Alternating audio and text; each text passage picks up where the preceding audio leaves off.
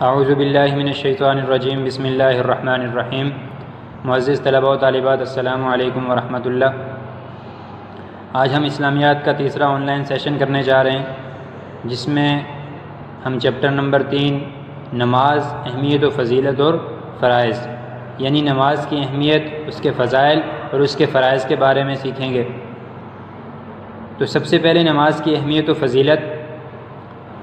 اللہ تعالیٰ نے انسانوں اور جنوں کی تخلیق کا مقصد عبادت کو قرار دیا ہے۔ مسلمانوں پر جو عبادات اللہ تعالیٰ کی طرف سے فرض کی گئی ہیں، ان میں سب سے زیادہ اہمیت نماز کو دی گئی ہے۔ نماز ہر عاقل و بالغ پر فرض کی گئی ہے۔ نماز کی اہمیت اس سے واضح ہوتی ہے کہ نماز ادا نہ کرنے والا کفر و شرک کے قریب پہنچ جاتا ہے۔ سب سے پہلے نماز کی اہمیت و فضیلت ہے کہ اللہ تعالیٰ قرآن مجید میں ارشاد فرماتے ہیں، وما خلقت الجن والانس الا لیعبدون، کہ میں نے انسانوں اور جنوں کو صرف اور صرف اپنی عبادت کے لیے پیدا کیا ہے۔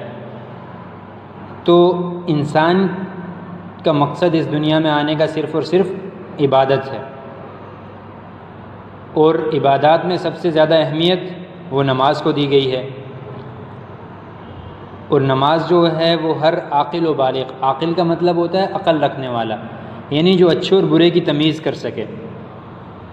اسی وجہ سے بچوں کے اوپر نماز فرض نہیں ہوتی، یعنی اتنے چھوٹے بچے جو اچھے اور برے کی تمیز نہ کر سکیں۔ اسی طرح وہ شخص جو پاگل ہو، اس کے اوپر بھی نماز فرض نہیں ہوتی۔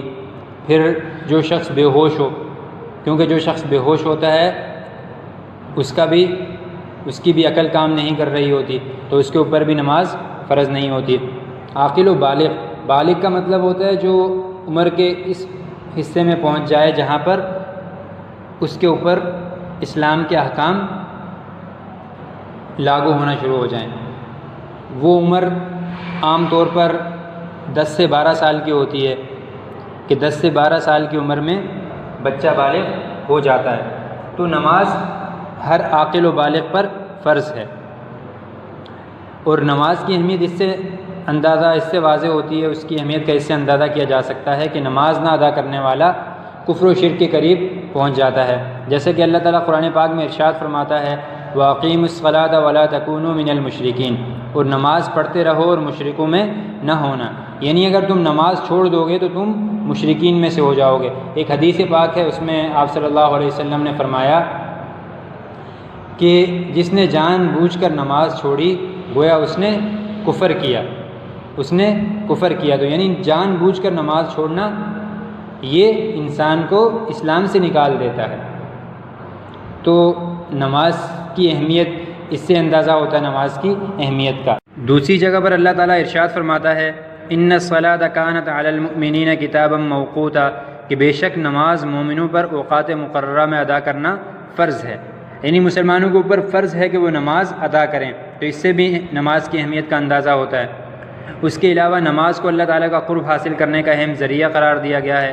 نماز پڑھنے والا اللہ تعالیٰ سے مناجات و عاجزی کا اظہار کرتا ہے اور براہ راست اپنے رب سے ہم کلام ہوتا ہے۔ نبی کریم صلی اللہ علیہ وسلم نے بھی نماز کی اہمیت پر زور دیا ہے۔ آپ صلی اللہ علیہ وسلم کا فرمان ہے، نماز دین کا ستون ہے، قیامت کے روز جس چیز کے بارے میں سب سے پہلے پوچھا جائے گا وہ نماز ہوگی۔ اور ایک تیسری حدیث ہے جس کا مفہوم ہے کہ جس شخص نے 2 ٹھنڈے وقتوں صبح اور عشاء والی نماز پڑھی وہ جنت میں داخل ہوگا۔ چونکہ فجر اور عشاء سونے کے اوقات ہیں، اس وقت لوگوں کے لیے نماز پڑھنا ذرا دشوار ہوتا ہے، اس لیے آپ صلی اللہ علیہ وسلم نے ان 2 وقتوں کا ذکر فرمایا۔ جو شخص ان 2 وقتوں میں نماز کی پابندی کرے گا اس سے دوسرے وقتوں کی نمازیں ضائع نہیں ہوں گی۔ تو نماز کی اہمیت قرآن میں بھی بیان کی گئی ہے، اور اس کے ساتھ ساتھ حدیث پاک میں بھی آپ صلی اللہ علیہ وسلم نے نماز کی اہمیت پر بہت زور دیا ہے۔ نماز دین کا ستون ہے۔ آپ صلی اللہ علیہ وسلم کی حدیث کا مفہوم ہے کہ نماز دین کا ستون ہے۔ ستون کہتے ہیں پلر کو، کہ جیسے پوری بلڈنگ جو وہ پلر کے اوپر کھڑی ہوتی ہے، اگر پلر ہٹا دیے جائیں تو بلڈنگ نیچے گر جائے گی۔ تو اسی طرح جو دین کی پوری تعمیر ہے، دین کی پوری بلڈنگ ہے، وہ نماز کے اوپر کھڑی ہے، کہ جو شخص نماز چھوڑ دے گا وہ پھر دین کے دوسرے احکامات کو بھی چھوڑ دے گا۔ دوسری حدیث کا مفہوم ہے کہ قیامت کے دن سب سے پہلے نماز کے بارے میں پوچھا جائے گا۔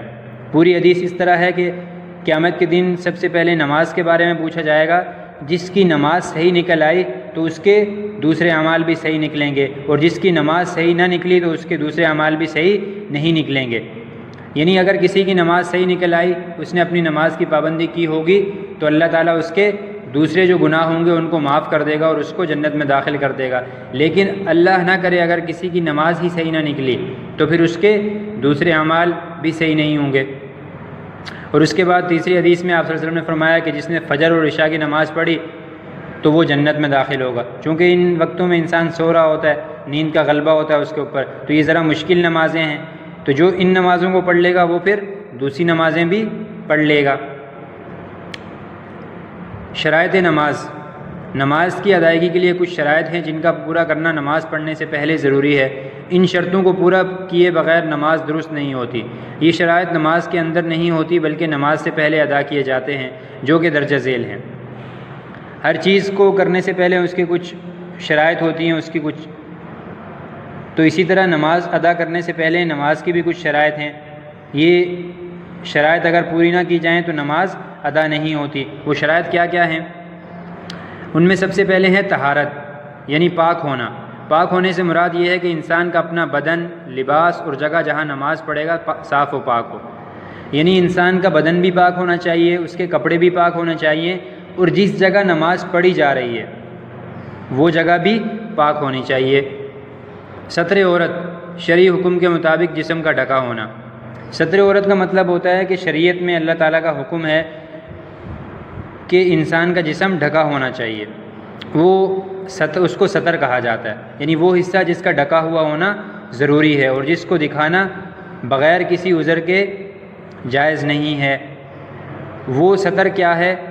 وہ مرد کے لیے ناف سے لے کر اس کے گھٹنوں کے نیچے تک ہے، یعنی اتنا حصہ مرد کا کسی بھی حالت میں کسی کو بھی دکھانا جائز نہیں ہے۔ اور عورت کے لیے چہرے اور پاؤں کے علاوہ، چہرے، ہاتھوں اور پاؤں کے علاوہ باقی سارا جسم اس کا ستر ہے، یعنی بلا ضرورت اس کو اس کے علاوہ کسی دوسرے کو اپنا جسم دکھانا جائز نہیں ہے۔ تو نماز کے اندر یہ جسم کا حصہ ڈھکا ہوا ہونا ضروری ہے۔ اس کے بعد ہے وقت۔ نماز کو اس کے وقت پر ادا کرنا۔ وقت سے پہلے نماز صحیح نہ ہوگی، اگر وقت کے بعد ادا کی جائے گی تو وہ قضا کہلائے گی۔ نماز کے لیے وقت بھی ایک شرط ہے کہ نماز کا وقت ہونا چاہیے، یعنی اگر آپ فجر پڑھ رہے ہوں تو آپ فجر کے وقت میں پڑھیں، ظہر پڑھ رہے ہوں تو ظہر کے وقت میں پڑھیں۔ یہ نہیں کہ عصر کی نماز آپ ظہر کے وقت میں پڑھ لیں، اس سے نماز ادا نہیں ہوگی۔ وقت سے پہلے تو بالکل ادا نہیں ہوتی، وقت کے بعد اگر آپ پڑھیں گے تو وہ قضا کہلائے گی، اور نماز قضا کرنے کا بہت بڑا گناہ ہے۔ نماز کو قضا نہیں کرنا چاہیے، نماز کو اس کے وقت میں ہی پڑھنا چاہیے۔ اس کے بعد ہے استقبال قبلہ، یعنی اپنا رخ قبلہ کی طرف رکھنا۔ قبلہ یعنی خانہ کعبہ کی طرف اپنا رخ رکھنا، یہ بھی نماز کی ایک شرط ہے۔ اور سب سے آخر میں ہے نیت نماز۔ نماز پڑھنے سے قبل نماز کی نیت کرنا، یعنی دل میں یہ سوچ رکھنا کہ میں فلاں وقت کی نماز پڑھ رہا ہوں، فرض یا سنت یا نفل ادا کر رہا ہوں۔ اگر دل میں یہ سوچ نہ ہوگی تو نماز صحیح نہ ہوگی۔ نیت کرنا، یعنی نیت اصل میں دل کے ارادے کو کہتے ہیں کہ آپ کے دل میں ہو کہ میں فلاں کام کر رہا ہوں۔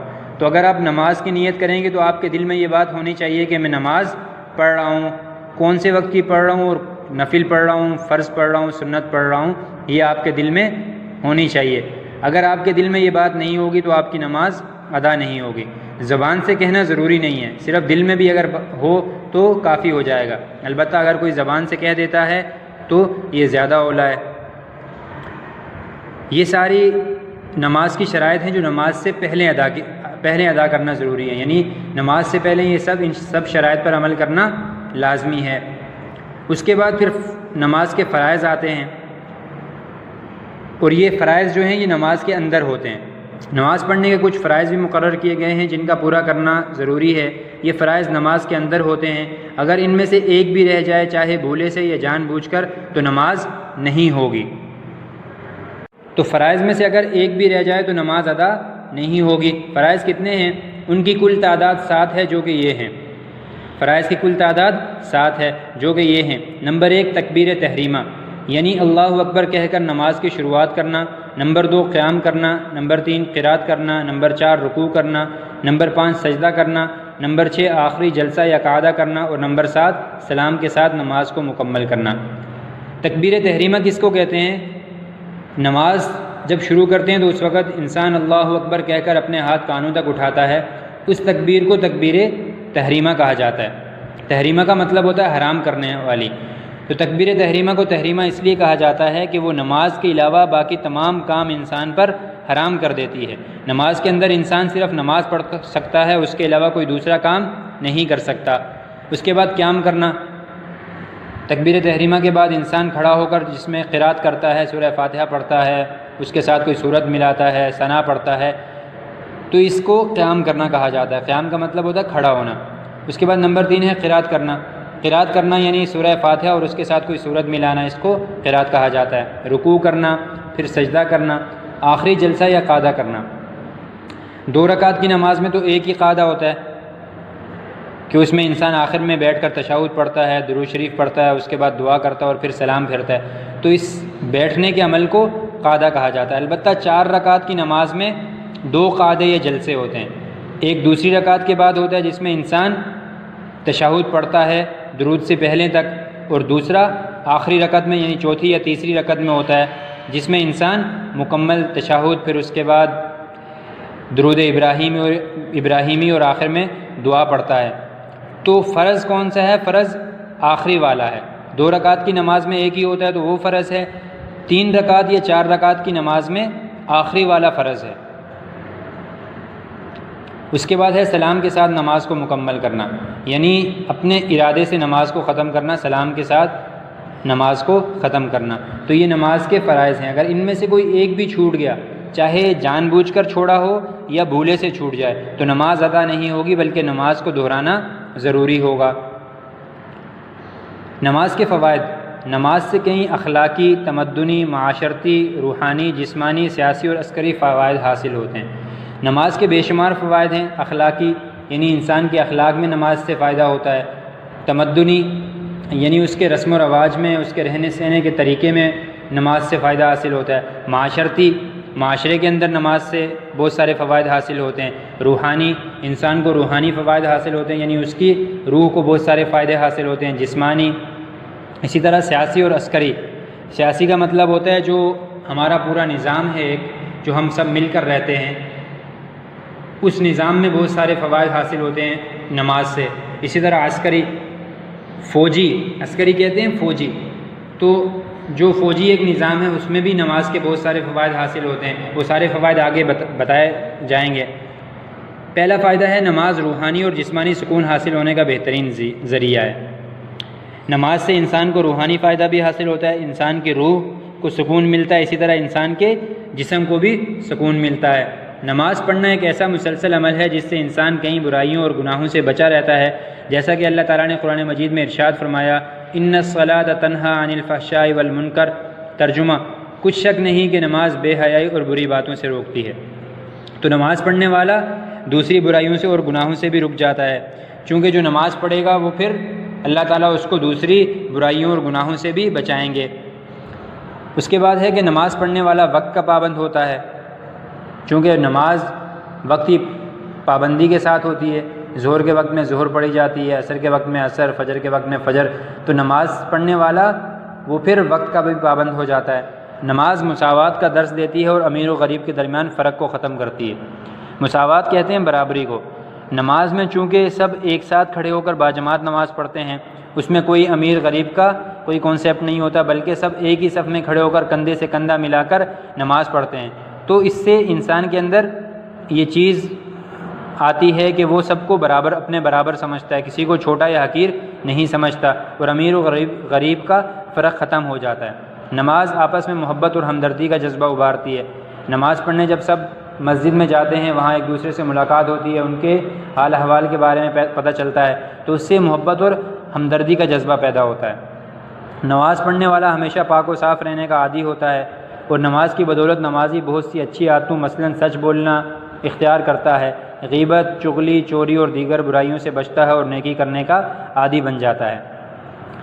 نماز کے لیے چونکہ پاک و صاف رہنا ضروری ہے، تو اسی طرح جو شخص نماز پڑھنے والا ہوتا ہے وہ پاک و صاف رہنے کا عادی ہو جاتا ہے۔ اور نماز پڑھنے کی بدولت بہت ساری اچھی عادتیں انسان کے اندر آتی ہیں، وہ بہت ساری بری عادتوں سے بچ جاتا ہے، کیونکہ ابھی ہم نے پڑھا کہ نماز بے حیائی اور برے کاموں سے روکتی ہے، تو اس لیے انسان برے کاموں سے بچ جاتا ہے اور اچھے کام کرنے لگ جاتا ہے۔ سب سے بڑھ کر یہ کہ نماز بندے اور اس کے رب کے درمیان تعلق کو مضبوط بناتی ہے۔ نماز چونکہ اللہ تعالیٰ کی عبادت ہے، نماز میں انسان اللہ تعالیٰ سے ہم کلام ہوتا ہے، اس سے بات کرتا ہے، تو انسان کا اور اللہ تعالیٰ کا جو تعلق ہوتا ہے وہ نماز سے مضبوط ہوتا ہے۔ اس کے علاوہ نماز پڑھنے سے نصب العین کی یاد دہانی، فرض شناسی، تعمیر سیرت، ضبط نفس، پابندی وقت، مساوات، اخوت و محبت، فلاح و بہبود، تربیت اطاعت امیر، نظم جماعت، صف بندی، امام کی اطاعت وغیرہ جیسے فوائد حاصل ہوتے ہیں۔ نصب العین کی یاد دہانی یعنی انسان جو اپنا ایک مقصد بناتا ہے زندگی کا، نماز کی وجہ سے انسان کو وہ یاد رہتا ہے۔ فرض شناسی، انسان اپنے فرض کو پہچانتا ہے، اپنی ڈیوٹی کو پہچانتا ہے، اس کے اوپر جو کام لازم ہوتا ہے وہ انسان وہ کام کرتا ہے۔ تعمیر سیرت، انسان کی سیرت میں اچھائیاں آتی ہیں، انسان کی سیرت کی تعمیر ہوتی ہے، انسان اچھی چیزوں کو اپناتا ہے اور بری چیزوں سے رک جاتا ہے۔ ضبط نفس یعنی انسان اپنے نفس کو کنٹرول کرنے والا بن جاتا ہے، وہ اپنے نفس کا تابع نہیں ہوتا بلکہ نفس اس کا تابع ہو جاتا ہے، وہ جو نفس کہتا ہے وہ نہیں مانتا، وہ بری چیزوں کو نہیں مانتا بلکہ نفس کو اچھائی کی طرف مائل کرتا ہے، اپنے آپ کو اچھائی کی طرف مائل کرتا ہے۔ پابندی وقت، انسان جو نماز پڑھنے والا ہوتا ہے وہ وقت کی پابندی کا عادی ہو جاتا ہے۔ مساوات یعنی سب کو برابر اپنے برابر سمجھتا ہے، کسی کو چھوٹا یا حقیر نہیں سمجھتا۔ اخوت و محبت یعنی بھائی چارہ اور محبت پیدا ہوتی ہے نماز سے۔ فلاح و بہبود، انسان دوسروں کے کام آنے والا بن جاتا ہے نماز کی وجہ سے، کیونکہ نماز کی وجہ سے جب وہ نماز پڑھنے مسجد جاتا ہے تو اس کو دوسروں کے دکھ اور تکلیف کا معلوم ہوتا ہے، دوسروں کے بارے میں معلوم ہوتا ہے، تو وہ ان کی مدد کرنے کا سوچتا ہے۔ تربیت اطاعت امیر یعنی جیسے ایک امام کے پیچھے کھڑے ہو کر سب نماز پڑھتے ہیں، اسی طرح جب نماز کا انسان عادی ہو جاتا ہے تو اس کے اندر اپنے بڑوں کی بات ماننے کا سلیقہ آ جاتا ہے، وہ بڑوں کی بات ماننے والا بن جاتا ہے۔ نظم جماعت یعنی نظم جماعت کا مطلب یہ ہے کہ انسان سب کے ساتھ مل کر رہنے والا بن جاتا ہے۔ جماعت میں چونکہ وہ سب کے ساتھ مل کر نماز پڑھتا ہے، تو اسی طرح نماز کا عادی سب کے ساتھ مل کر اجتماعی زندگی گزارنے والا بن جاتا ہے۔ صف بندی اور امام کی اطاعت وغیرہ جیسے فوائد حاصل ہوتے ہیں۔ سبق کا خلاصہ ہے کہ نماز ایک اہم عبادت ہے جو ہر عاقل و بالغ مسلمان پر فرض کی گئی ہے۔ قرآن مجید میں مختلف جگہوں پر نماز ادا کرنے کی بہت کثیر تعداد میں تاکید کی گئی ہے۔ ایک جگہ پر اللہ تعالیٰ کا ارشاد ہے، نماز پڑھتے رہو اور مشرکوں میں سے نہ ہونا، جس سے معلوم ہوا کہ نماز نہ پڑھنے کی صورت میں بندہ کفر و شرک کے قریب پہنچ جاتا ہے۔